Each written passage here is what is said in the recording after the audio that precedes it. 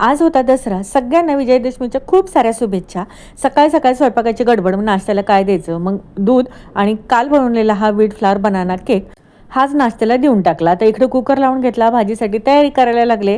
म्हणलं आज ना पुरणपोळीचा मस्त असा बेत करावा. आमच्याकडे ना दसऱ्या दिवशी पुरणपोळीचा बेत असतो. त्यासाठी बघा इथं डाळही शिजवून घेतली. तुमच्याकडे काय करतात हे पण मला नक्की सांगा. काल रात्रीच ना मी फुलांचे हार तयार करून घेतले.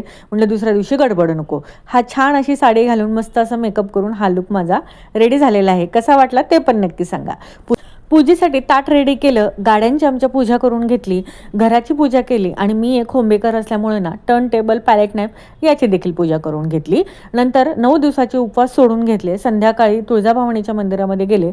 गर्दी होते तिथं, होम हवन इथं झालं होतं आणि तुळजाभवानी मातेचं दर्शन घेतल्यानंतर 9 दिवसाचे जे उपवास आहेत ना ते सफल झाले.